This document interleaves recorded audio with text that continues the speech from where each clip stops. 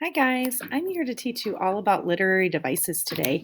These are things that you'll see come up in poems, and I want you to notice when you are looking at the poems I give you this week. So let's get started.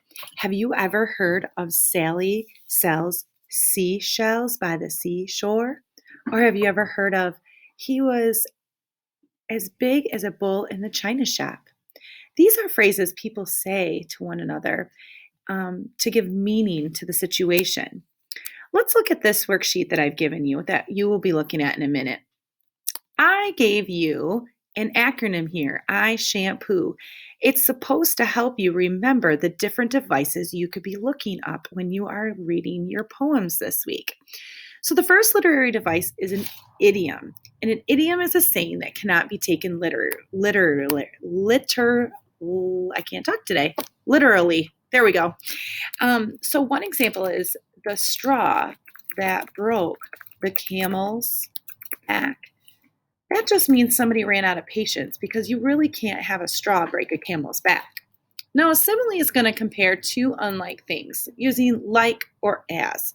So this would be something like the train was as tough as nails.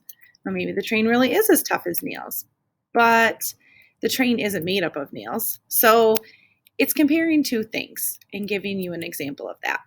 A hyperbole is our next literary device, and it's an exaggeration of any statement. So one example could be my backpack weighs a ton. Now, we just got done with the measurement unit in math, and we know a ton is like a car. A backpack isn't going to weigh as much as a car, but it lets you know that it weighs a lot today.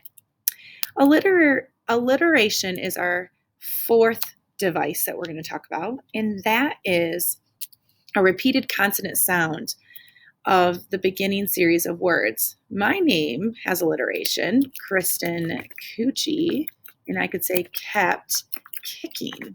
That gives that k, k, k sound in my words, and in poems it may even give it a little bit of a beat if I was to put it in there.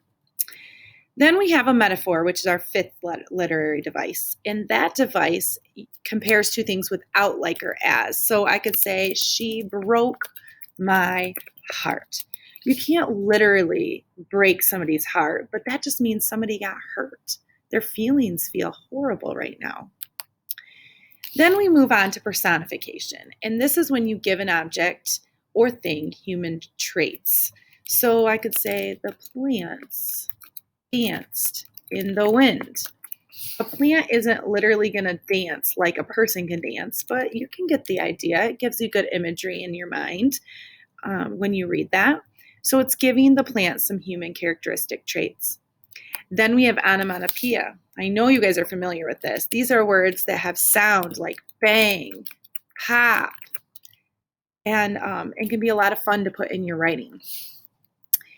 Finally, we have an oxymoron. This is when a phrase has two or more words with opposite meaning, like big baby. You know, when you call somebody a big baby. Or you could say, that dog is pretty ugly. Pretty and ugly are opposites, but when they're used together like that, it's called an oxymoron. So write these examples down now on your sheet in your document, and then keep it as you look at different poems this week, because it will help you be able to notice maybe some of these devices as you read. Thanks for listening.